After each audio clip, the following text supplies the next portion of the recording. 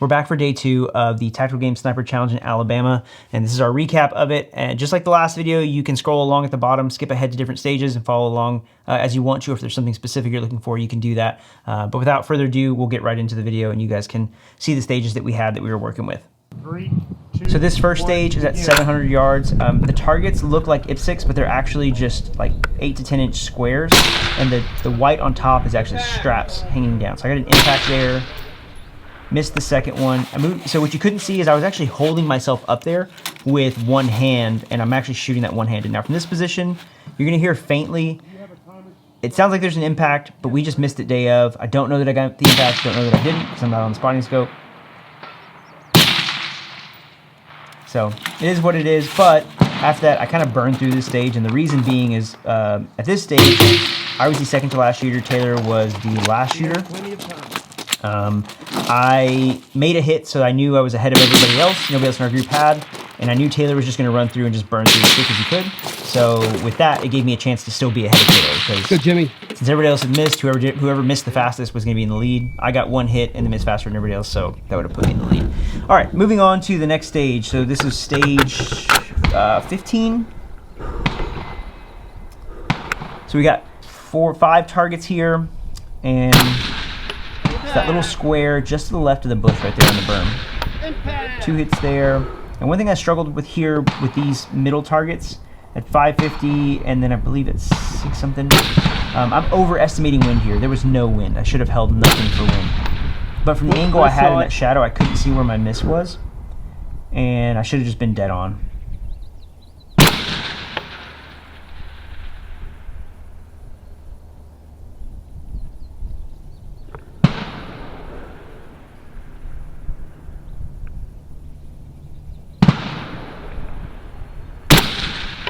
Yeah, it's just been dead on. So here, I'm holding right at the 3 dash mark. It's a bowling pin is what we're shooting at 625 yards, and it's tiny. I saw that first miss, made my wind correction, got the hit. So then we're shooting at 750.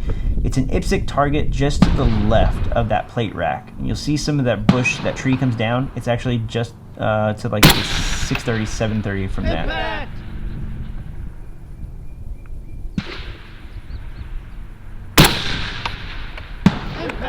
So happy with that. Happy with the hits that we made there. Just frustrated that I couldn't see the wind and make a good wind call. All right, this stage, I forgot the trigger cam on this stage. Started off with pistol.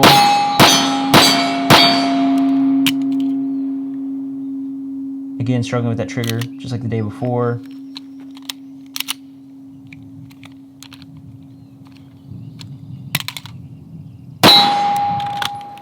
There we go.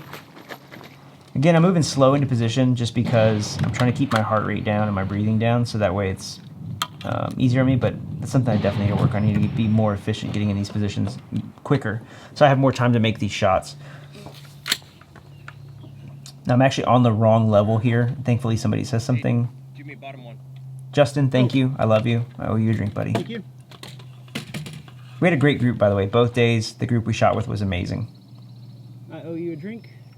So the target we're shooting at is 426 yards. And using, again, tripod as rear support. It was a pretty small target. Impact. Doable without the tripod, but the tripod definitely made it easier. There you go, Jim. If you got it, why not use it? You know what I'm saying?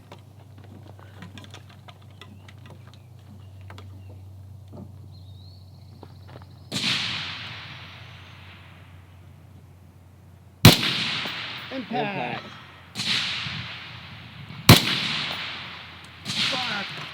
Missed that one there, snatched at it, was not happy about that. Now I did struggle here on the rooftop. I just could not get into a stable, comfortable position where the gun was as stable as I wanted it to be, but also to where I could see the target. So I was actually kind of trying to balance the gun on the edge of this rooftop. And if I had to do it over again, I would approach it differently. So that's something I'm going to work on before the next match. But yeah, I was frustrated by this position for sure. Impact. 60 seconds. Yeah, not happy about that.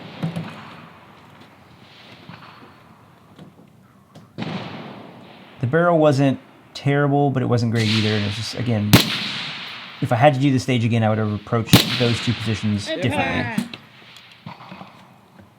140. So now I know that my time is running out, and I got to get to these last shots quick. And I end up snatching one, and Impact. just an easy miss. But All right. all in all, not bad. I'm not too mad at it, but needs some work in the meantime. So this stage was one of the better stages on the day. I should have checked the height on this top position because I couldn't use the bag like I wanted to. So I'm actually up on my tippy toes, you can see. But still got my hits.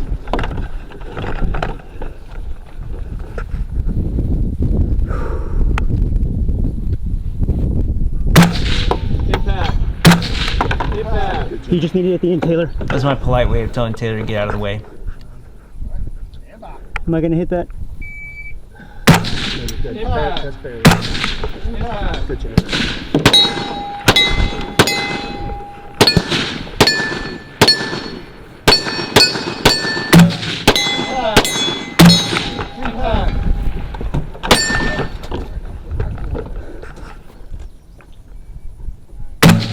Impact.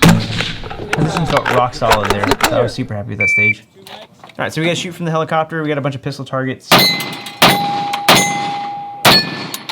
Thankfully we didn't have to shoot off the top of the helicopter like the last one. And thankfully it wasn't slackline either. Trigger was killing me, man. Alright, so we've got 4 targets here at different distances, and we're actually shooting through the tree line. While the distances aren't super far, the targets are really small. So we're looking at like 3-inch plates here. So the first target's at 185. So it's like a 3-4-inch plate there. Impact.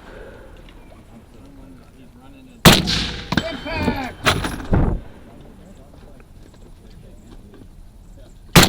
Impact. Fuck. Not happy about that. I remember in my head I was super upset about that.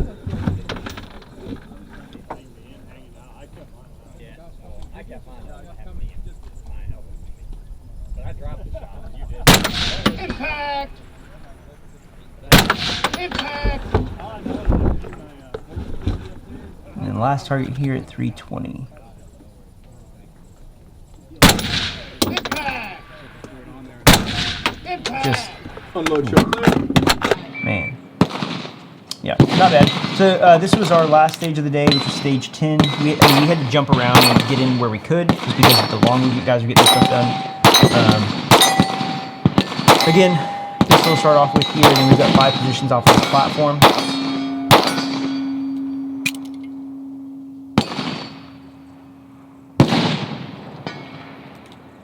Trigger. Good. There we go. So you'll notice I'm actually standing on a bag here, because again, I'm too short to see over the top of that and safely without shooting the platform. So our target's at 605. It's a fairly generous target at 605. Impact. And then you got to shoot off of this slanted rail right here, which I probably could have been a little bit more patient and taken a little more time to make sure I got good shots here. Impact. Yeah, so right here, I was already thinking about the movement and just absolutely duffed that one. So coming into the positions, you got to shoot off of this right rail, shoot prone, and then shoot off the left rail. So on the right side, I was struggling to get the bipod to stay up on this that rail right where that corner is. The bipod kept wanting to fall off, and so I was trying to get into a position where I could see the target but keep the bipod on there, and so it took a little bit of work to finally get a good spot where I felt like the gun wasn't going to fall and that I could manage recoil. Impact. Impact. Drop down to prone here.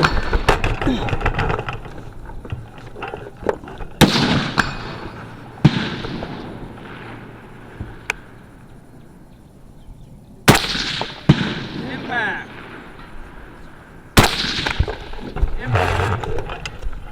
And then last position here on the left, again, trying to get the bipod to stay on the rail without falling off And the thing that you can't see through the trigger cam is the one thing I was fighting was trying to find the eye box, because I don't shoot a lot of offhand. I was really struggling to get rid of the scope shadow and make sure that my eye was in the proper position behind the optic.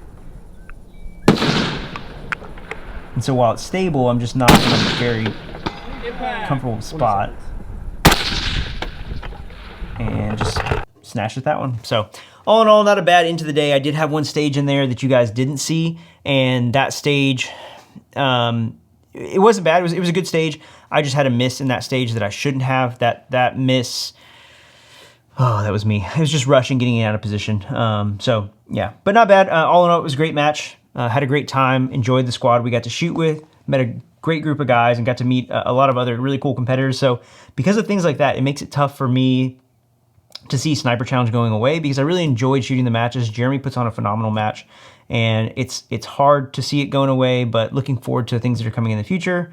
You know, that's all I can really say about that, and yeah, we'll see what happens. But looking forward to shooting some other matches and meeting more people out there. If you guys see me at a match, say hello. I'm happy to hang out and chat with you guys and take pictures or whatever. So coming out of this match, I ended up finishing second in recce and second overall. So like I had said in the last video, my main thing was to go into day 2 not making any mental errors, and I didn't feel like I made any mental errors like I did on day 1.